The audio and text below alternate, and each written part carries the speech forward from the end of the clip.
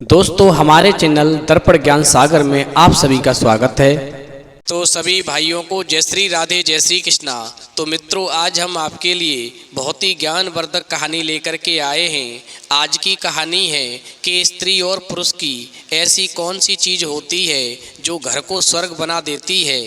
तो वीडियो शुरू करने से पहले मेरा आप सभी से अनुरोध है, कहानी के अंत तक अवश्य बने रहें और हमारे चैनल को सब्सक्राइब अवश्य करें, क्योंकि आपका एक सब्सक्राइब हमारे लिए बहुत ही महत्व रखता है। मित्रों, आज के समय में हर कोई चाहता है कि उसका घर स्वर्ग बन जाए, लेकिन स्वर्ग बने तो कैसे बने। इसलिए मेरा आपसे अनुरोध है कि कहानी अंत तक अवश्य सुने और अपने घर को स्वर्ग बनाएं। तो समय को खराब न करते हुए कहानी की तरफ गौर करते हैं। मित्रों, एक गांव में एक बहुत ही समझदार और संस्कारी औरत रहती थी।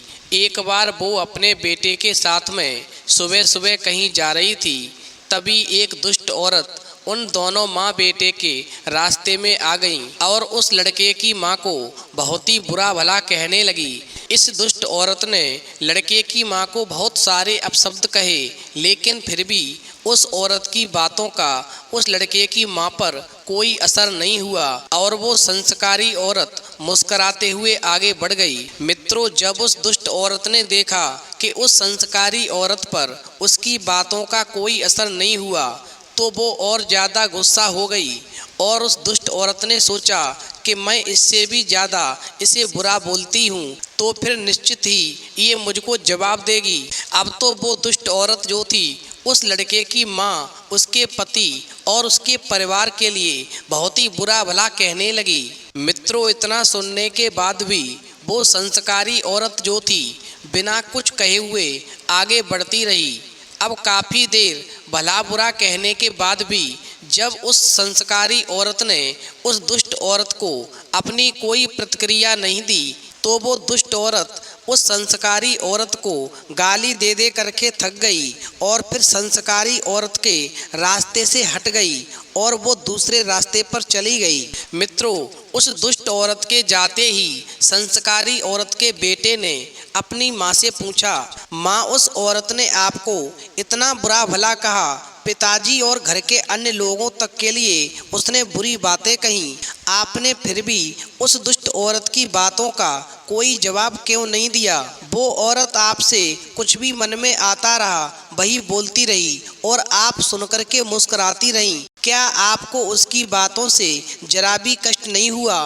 फिर आपने उस दुष्ट औरत को उत्तर क्यों नहीं दिया? मित्रों, संस्कारी औरत अपने बेटे की बात सुनकर के चुप रही। उसने अपने बेटे को कोई जवाब नहीं दिया और चुपचाप घर चलने को कहा। अब जब दोनों माँ बेटे घर के अंदर पहुँच गए, तब माँ ने अपने बेटे से कहा, तुम यहाँ पर बैठो, मैं अभी आती हूँ। मित्रों, कुछ देर के बाद में माँ अपने कमरे से कुछ मैले कपड़े लाई और बेटे को बोली, ये तुम लो और तुम जो कपड़े पहने हो इन कपड़ों को उतार करके इन कपड़ों को पहन लो।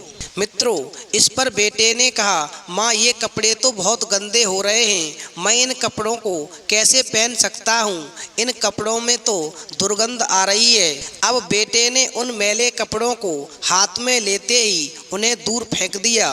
अब संस्कारी माँ ने बेटे को समझाया कि जब कोई तुमसे बिना मतलब उलझता है और भला बुरा कहता है, तब उसके मैले शब्दों का असर क्या तुम्हें अपने साफ सुथरे मन पर होने देना चाहिए। ऐसे समय में गुस्सा होकर अपना साफ सुथरा मन क्यों खराब किया जाए। किसी के फेंके हुए मैले अपशब्द हमें अपने मन में धारण करके अपने मन को खराब नहीं करना चाहिए और नहीं ऐसी किसी भी बात पर प्रतिक्रिया देकर के अपना समय नष्ट करना चाहिए। जिस तरह तुम अपने साफ सुथरे कपड़ों की जगह ये मैले कपड़े धारण नहीं कर सकते, उसी तरह से मैं भी उस औरत के फेंके हुए मैले शब्दों को अपने साफ मन में कैसे धारण कर सकती हूँ। बस बेटे, यही वजह थी कि मुझे उस औरत की बातों से कोई फर्क नहीं पड़ा और मैं उसकी भली बुरी सभी बातें बड़े ही प्यार से सहन करती रही। अब मित्रों, गौर करते हैं, इधर तो वो संस्कारी औरत अपने बेटे के अंदर अच्छे संस्कार पैदा करती है और अपने परिवार के साथ में सुखी सुखी जीवन व्यतीत करती है, और उधर वो दुष्ट औरत जो उस संस्कारी औरत को गाली दे करके गई थी, उसका पति जो था बेचारा बहुत ही परेशान था, क्योंकि उसकी पत्नी जो थी उसकी कोई भी बात नहीं मानती थी। उसने अपने घर को नरक बना दिया था। अब जब उस दुष्ट औरत का पति अपने पड़ोसी उस संस्कारी औरत के घर को देखता है कि इनका जीवन कितना अच्छा है, इनका घर तो स्वर्ग बन गया है, सभी लोग बड़े ही प्रेम से जीवन जीते हैं, अच्छा खाते हैं, अच्छा पीते हैं और प्रेम से रहते हैं, आखिर हमारा घर ऐसा क्यों नहीं होता है, हमारा घर स्वर्ग क्यों नहीं बनता, आखिर हमारे घर में इतनी सुख शांति क्यों नहीं रहती है, इसके पीछे आखिरकार कारण क्या है। मित्रों, यही कारण जानने के लिए उस दुष्ट औरत का पति जो था एक संत महात्मा के पास जाता है और उनसे कहता है, महाराज, मैं अपने जीवन से बहुत परेशान हूँ, मैं सोचता हूँ कि मैं अपने प्राण त्याग दूँ। तो संत महात्मा कहते हैं, आखिर कारण क्या है, तुम मरना क्यों चाहते हो।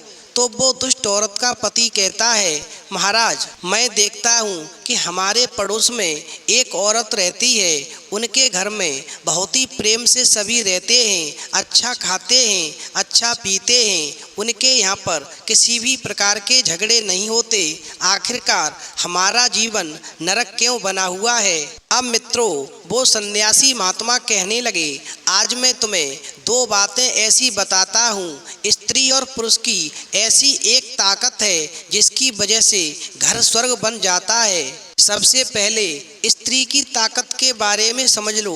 स्त्री के अंदर एक चीज ऐसी कौन सी होती है जो घर को स्वर्ग बना देती है।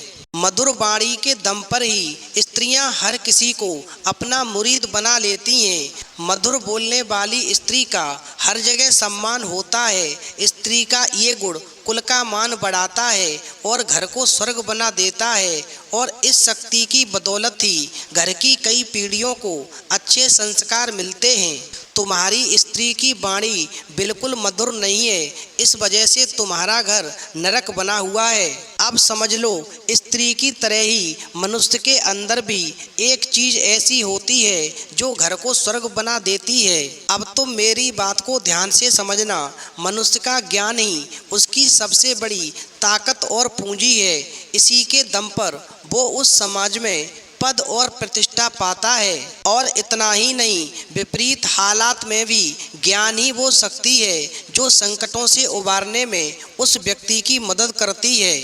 अब यदि तुम्हें अपना घर स्वर्ग बनाना है तो तुम्हें ज्ञान से काम लेना चाहिए, अपनी बुद्धि से काम लेना चाहिए, और बुद्धि का सदुपयोग करके अपने जीवन को स्वर्ग बनाना चाहिए। मित्रों, इस प्रकार उन सन्यासी की बात सुनकर के वो व्यक्ति जो था वापस लौटता है और मन में विचार करता है, अब मैं इस दुष्ट स्त्री का हमेशा के लिए साथ छोड़ दूंगा और किसी मृदभाषी स्त्री के साथ में विवाह करके अपनी बुद्धि का प्रयोग करके अपने घर को स्वर्ग बनाऊंगा।